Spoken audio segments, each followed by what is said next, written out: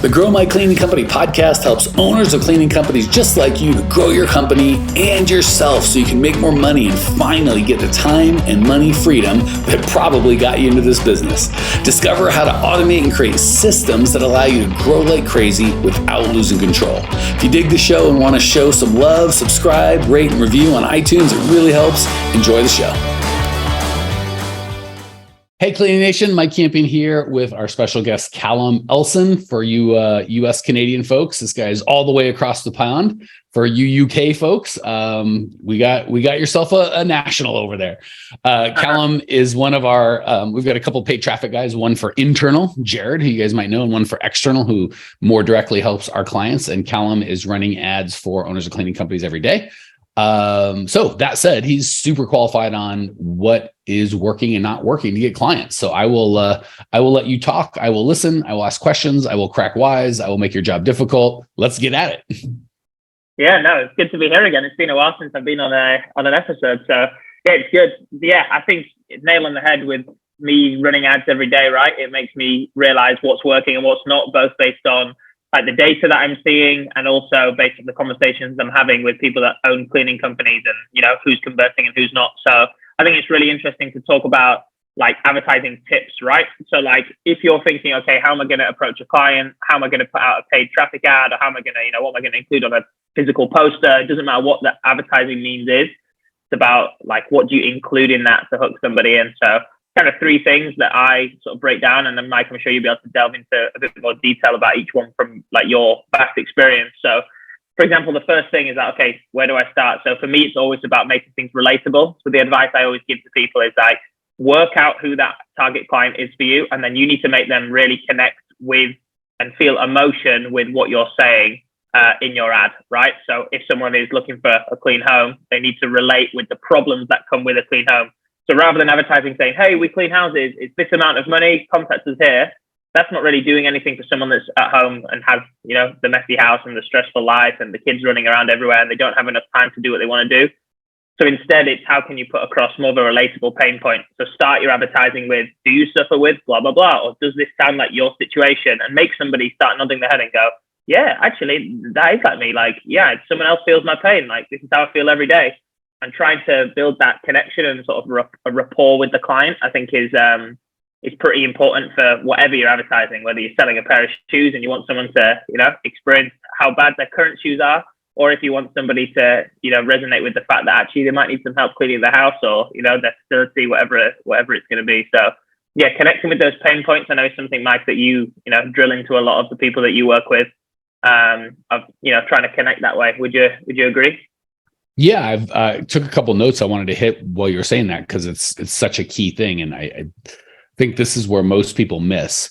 They start with the media, which is weird. So it's like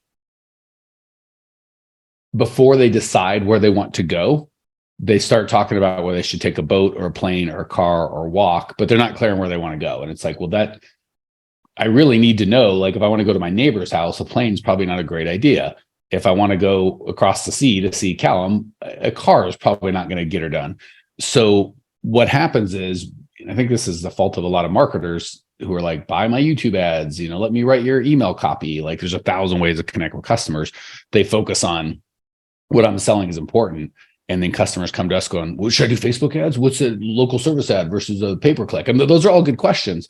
But until you know what the message is, it doesn't matter. So if I have a message that doesn't resonate, because all the media matters is, are your eyeballs there? Are the people that you are trying to help on Instagram, on Facebook, do they look at their mail? Do they watch TV? Do they listen to the radio? Whatever. Do they look at billboards? Whatever the case may be. Fairly easy. And obviously, if you have the wrong thing, right? If I'm trying to sell to owners of cleaning companies and I speak at a realtor convention, it doesn't matter how good my message is, the media's got to work. But we have to start with the message. And I think people think, oh, I tried Facebook ads and they didn't work. It's like, well, that's an insane statement. Like, who are you speaking to? How did you get the message to them? What was the pain you're trying to address? And they're like, huh, what? I just did Facebook ads and spent X amount of money and nobody bought anything. It's like, well, you're starting the wrong place. So first and foremost, don't start with the media, start with your client. Second of all, get the message right. Because here's the deal. If your message is wrong, you can go to the best. Let's say for your clients, it's TikTok. That's what people are into. They're all there. They're ready to buy whatever it is you have. If your message sucks, you can put it on TikTok every day, all day, and you will not get any results. The reverse is not true. If you have a perfect message, you can take it to any media and it's going to work. And it might work a little better in this and a little worse in that, but the message is the key. And we have to start with what you want to buy, not what they want to buy, not what you want to sell. So we say stuff like, I will clean your stuff. Call now for $25 discount to clean your house. But they don't want a clean house. They want peace of mind. They want more time with their family. They want to feel loved. They want to feel special. They want to not argue with their husband or their wife about who cleans this mess. Same thing with commercial. They don't want a clean building. They want their boss to acknowledge them. They want their coworkers to stop yelling at them. They want to stop having to have difficult conversations with their cleaner. They want to not feel like they're being taken advantage of. So if we're not clear on what they want, nothing else matters. So what Callum is saying in terms of connect, people are like, okay, good. Connect with my people. How do I do that? And it's like, who's your people? I don't know. Well, step one, find out who the heck your people are. And step two, find out what problem you really solve for them. And I think that's the key, right? That's the key, right? It's the solution that's the most important bit. That's the word that I would come to is you got to delve really deep and think, okay, the service I offer, it's not the what I'm doing, it's the why I'm doing it. And the why you're doing it is what you need to market. So the what, the cleaning, yeah, okay, anyone can go ahead and clean something, that's fine. But why are you cleaning? Why are you going to address a specific person? And what message do you have that they can resonate with? And I think, for a lot of cleaning business owners, you've got to use what's around you, right? So you might be in a fortunate enough position where you might have previously been your target market, or you might have friends or family or colleagues that are your target market. You need to look at those people and think, okay, what would resonate with them? What issues do I find that they have that my, solution solves? And you're completely right. The message or whatever you come up with has to drive where you then choose to what you choose to create and where you choose to put it, right? Because some messages, great, you can put that on a graphic and it's a few sentences and you're good to go. It can go anywhere. Some things you might need to actually describe on a 30-second video, and that's the only means you can really get across, how valuable your service is and what it solves to somebody. So yeah, I think, the relatability is the biggest factor that I put to everybody. And the question I ask is like, okay, who is this for? And why do they need the service? And I ask that for whether they're asking me about Google, Facebook, whatever it is, because ultimately you need to make sure you're telling them what they want to hear in order to sell anything. That's just, a rule of life and a rule of sales. So yeah, the first kind of step in the advertising journey really is, what do people want to hear? Can I tell them that? How will I tell them that? And then, you take it from there. Let me give two examples and we're going to move on to the second thing. You said something key. Sometimes you're a target market, in which case it's easier. Like for me, I owned a cleaning company. So it was easier for me to go, what were my big pains and frustrations? Now that doesn't mean you have to. Callum has never owned a cleaning company. So when he came in, it just took him a little longer to understand what people's pains and frustrations are, but you work with them enough, you can get it. So what we make, sometimes the opposite is also true. If you're not your target market, stop putting your crap on them. What that would look like is, I would never pay $400 a month for someone to clean my house. Well, no offense, you're probably not making the kind of income and have the kind of home that the people that you're going to clean is. So when you get there and you become a part of that demographic, you can start going, what would I want? But if you're not that, don't put your own limitations and fears onto your people, because just because you don't value it doesn't mean they don't value it. Last thing is, I want to just give an example that everyone's going to be familiar with. And again, I'm going to not try to be political, but this is such a good marketing example. When Trump was running against Hillary, she was by far, Hillary Clinton, she was by far she was going to win, right? She was the overdog, and like him or hate him. By the way, if you want to be a marketer, look at Trump. You can think he's a complete dirtbag and hate him, but by goodness, that guy knows how to market. So her thing was, I'm with her. That was her. And most of you guys are probably like, huh, what? Don't even know that. I know. Cause it was, and again, you might love Hillary, and I'm not saying she's good or bad, but whoever came up with that did not serve her, right? I'm with her is about her. And it's like some sort of solidarity thing. And it's just a weird thing. Trump, and you can like this or hate it, make America great again. That resonated, right? People felt like, oh my gosh, that's exactly. And again, I'm not saying this is right or wrong. I'm saying it's really good marketing. So I'm with her. Who's that about? Hillary. And for her people, I'm guessing that was super helpful, but she's not trying to get her people on board. She's trying to get other people on board. So she didn't ask herself, who are my people? And what do they want? Right. The people wanted probably obviously wanted some version of Make America Great Again. And anyway, so I just want you guys to get that. Think about, he just was better in line with the country and what they're, and that's very complex, by the way. If you've got pages of pages or a speech, maybe she could outspeak him, or maybe not, I don't know. But when you have to distill it down into a word or a headline, that's marketing genius. So anytime you find and again, I like going with the underdog, right? Because if he should have won, it's like, well, maybe he was the better candidate, or maybe he had good marketing. He should have gotten slaughtered. So it had to do something with the marketing.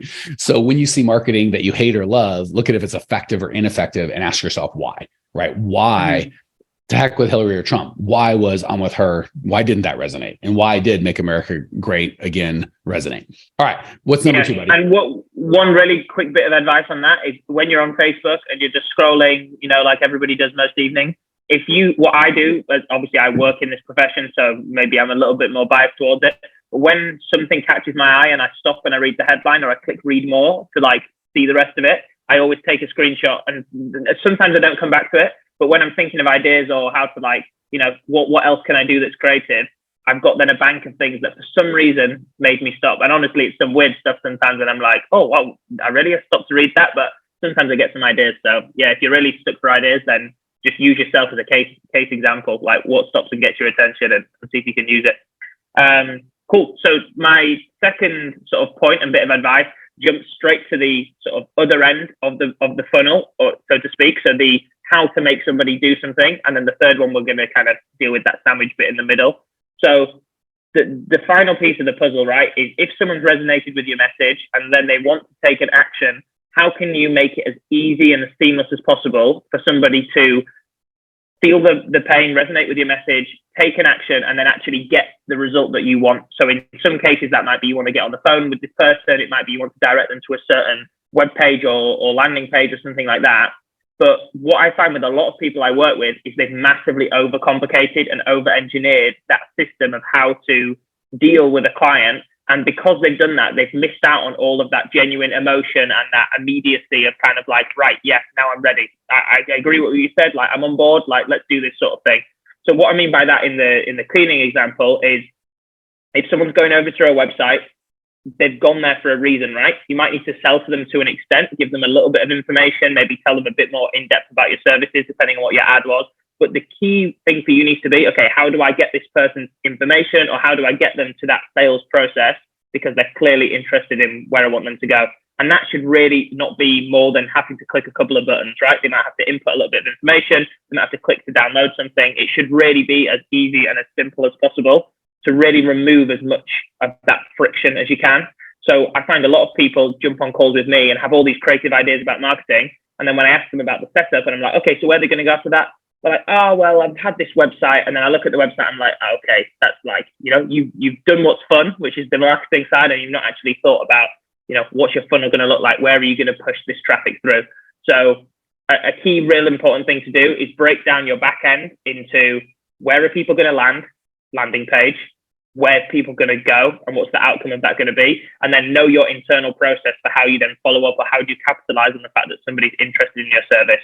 Which I know, Mike, you have a lot of conversations with people of, trying to solve what that issue is, whether it be someone who it physically doesn't work and they've not checked and their buttons on their webpage don't work, or whether it's someone who, the text and the copy they've got on their website completely doesn't reflect their business and, missells what they're actually doing. So yeah, the back end and the structure of how you deal with those leads and inquiries that come in is just as important as what you outwardly, put out to the world. Yes, 1,000% yes. The biggest mistake I see people making in that is they're trying to sell the sale. Don't try and sell the sale, sell the next action. So the best example I can think of this is on an email. We're not trying to convey everything we need to convey on the subject line. We're just trying to get them to open the email. That's the only thing, the subject line. So if you're trying to get them to be like, well, we're a good company, we've got this great offer, and here's why I'm emailing you. And that's all good information. But if you try to get that in the subject line, it's too much. So all you can do in the subject line is just get them to open the email. And then guess what? Based on that logic, what do you think the only goal of the first line is to get them to do? To read the second line. And the only goal of the second line is to read the third line.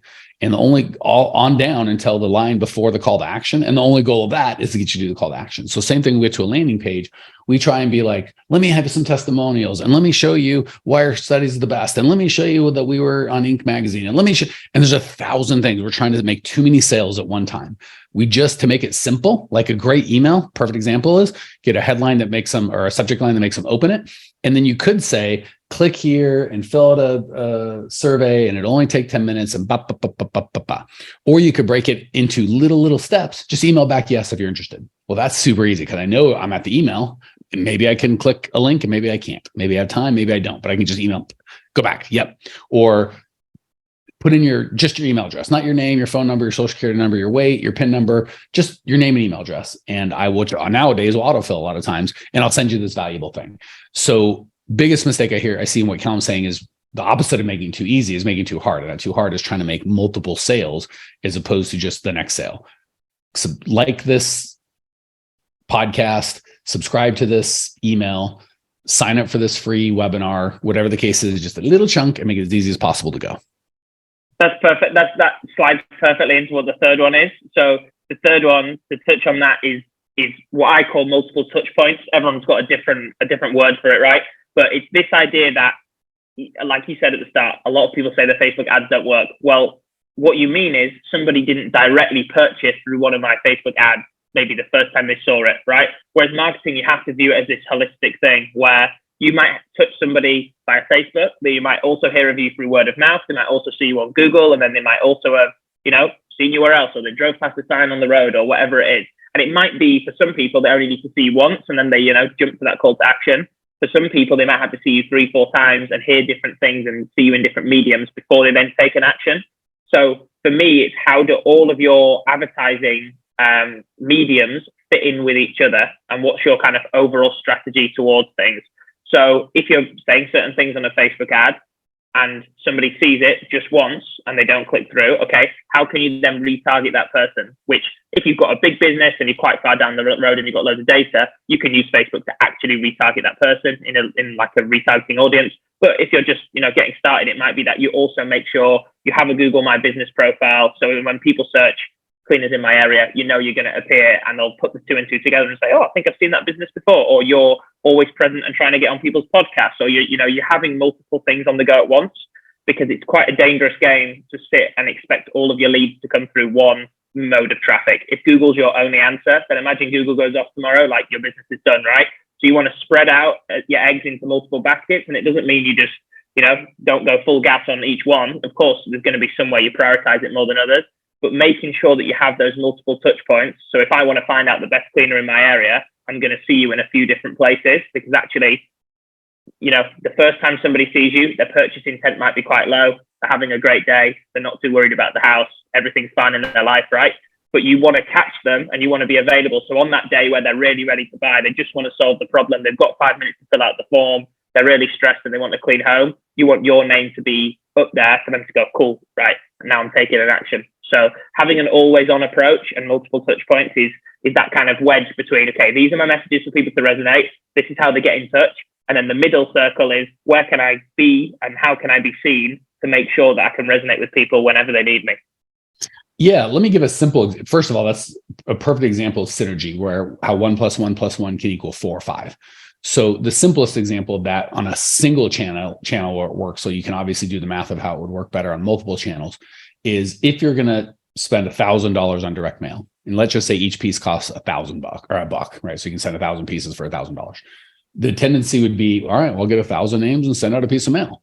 Absolutely the wrong answer. The right answer is to get 333 names and send out 3 pieces of mail, every 2 weeks or so to get more hits. So just for whatever reason, let's say you have a great piece of mail that does 1% conversion. 3 of those, if you send out 3, you won't get 1%. You'll get 4% because each one will get a little bit extra. All right. So that's what it looks like kind of with one media channel. So we all get it. And I think that works well, but I think it works even substantially better with multiple media channels. So give Cleaning Nation kind of your insight on why that's important, not just doing 3 touches with direct mail as opposed to 1, but doing 3 touches with direct mail with 3 different things, how that has a compounding effect, if you would. Yeah, for sure. And I think the key thing to understand, it goes back to the content side of what we said at the start, right? In different channels, you're going to be able to get across a different selling point about your brand and a different level of value. So if you make a Google search, there's only so much you can see when someone's name pops up, right? You see a couple of headlines, maybe a couple of services they offer, sometimes a price, and that's what you're choosing to click on. Whereas on a Facebook ad, they might offer you, some advice, or it might be something really valuable where you can download something for free. You see what I'm getting at. So it means that if someone sees you on both of those two channels, they're not just getting the same amount of value, they're seeing you in a slightly different light each time. So if you extrapolate that out over, say, 2 or 3 different sources, then you can sort of give the person you can show more strings to your bow, if you will. So in one, you might show your commitment and how good or great your staff are. In another, you might show how professional you are and sort of the advice you can give. So what I always recommend is to start with just Facebook and Google, but you probably just want to start with one, honestly, in the sense of, look at what your budget is. It's different for everybody, but you want to start with something where you can just consistently target the right people in the right area and start to build up a bank of data that can show you what they like and what they don't like. So essentially what I would call a testing phase. So let's say you can spend, $300 a month, $500 a month, something like that. And you want to put out different types of content on Facebook. So different types of copy. One might be an entertaining thing. One might be more valuable for education. One might be telling them about your service itself. And you want to see, based off the data that you see there, so metrics like click-through rate and things that we've covered in previous podcasts, as to, okay, what do people respond well to? What do they engage with? What drives them to click on my website and want to find out more? And once you can see that pattern, as soon as you see the pattern, you drop all the stuff that doesn't work and you roll ahead with the stuff that does work. And you want to repeat a similar process. Let me finish. Let me wrap this with one specific question about what you said, because everything you're saying, I agree with 1,000%. And I have found for us, like, we started Instagram, feels like a year or 2 ago. And I was like, no one's on Instagram. No one's going to, and by goodness, people go, oh, I follow you on Instagram. I love it. And the way that we communicate on Instagram is very different than the way we, like, this long form podcast, I prefer, because you guys listening here are like, I get this guy. We can have kind of a more intimate relationship because we're having a conversation, a long form conversation. Whereas it's Instagram, a different level of value. Yeah. Yeah. So how do I get the value and 1,000% behind the value of multiple touch points, multiple mediums. That said, if I took the kind of stuff, if I tried to use a podcast and just took it, like, say this is a 23-minute podcast and I just broke it down into 46 30-second clips on Instagram, of course, it would make no sense. It would be nothing. So how do you weigh out, I want to be on multiple platforms and touch people multiple ways, but I'm not really good at any of them yet. And if I try to start everything, like I'm going to do LinkedIn, TikTok, Instagram, Facebook, Twitter, all at once, the chances that you get any of them right are very, very low. But if you just take a year to figure out one and then go to another, you're going to be missing out. So how do you weigh that out? How would you coach Cleaning Nation to kind of walk that line, so to speak? Yeah, it's an interesting one. And a lot of it boils down to, one, the time and skills that you have as a business owner and what you already know how to do. Because, if you're spending too long doing something, it becomes negative ROI very quickly. And also the budget that you have, right? Because if you've got, $100 a month and you're trying to do 10 platforms, you're going to get nowhere because it's a drop in the ocean compared to what other people are spending. My immediate, for residential companies, certainly my immediate way to do this is on Facebook. You can essentially give multiple touch points through having multiple different ads, right? So there's something called ad frequency, the amount of times that people see an ad from you. So if you've got 4 different Facebook ads running for the same audience of people, that's a version of giving them multiple touch points, right? Because they see a certain ad here, a certain ad there, and each one has come from you, but it might be something, completely unrelated. And that's a way to, on one platform, work out, as I was saying before, what works, and then roll it out onto another platform. Now, over a longer period of time, once you have platforms that are functioning, provide you leads that you're converting, so high quality traffic, and they're profitable channels, that's when I think you can take something and reinvest into, okay, maybe we can explore some leads on this page, or we can afford to have, a few months of testing where we know we're probably going to not make any money on the platforms to figure them out. But like you said, if you spread yourself too thin at the start and you try and go on too many platforms, it's not advisable. But what I would recommend is that you create content that can be repurposed on multiple platforms. So if you were in a business where you decided, okay, we want to go Instagram, TikTok, Facebook, now video content can work on all three of those. You only have to make the video content once. So then you tick the box and then you can put that out on multiple platforms, if you see what I mean. So it's not a case of having to take every single one individually. You can be strategic about creating some evergreen content. So you create a podcast and then there is some of it you can snip into 1 or 2 minutes, put out on different things. And that's a way of doing it. But in general, you want to be careful how many platforms you get on. So let me give a couple things, and I'm going to have Callum recap the 3 that we talked about, and then we'll call it. Mm-hmm. So I'd start with your strength. So for me, I prefer podcasts because I'm good at talking. I'm very verbal. It's what I like to do. Second for me would be my books because I like writing. My wife is a genius when it comes to like memes and little quick videos and she just thinks in that way. So I'd start with second would be your strength. First, go where your clients are. So just like we started at the beginning with think about where your clients want. I would go where your clients are first. I would start with my strength. And certainly if I had a budget less than a couple grand a month, I would pick 1 on paid and maybe 2 or 3 at the most on organic.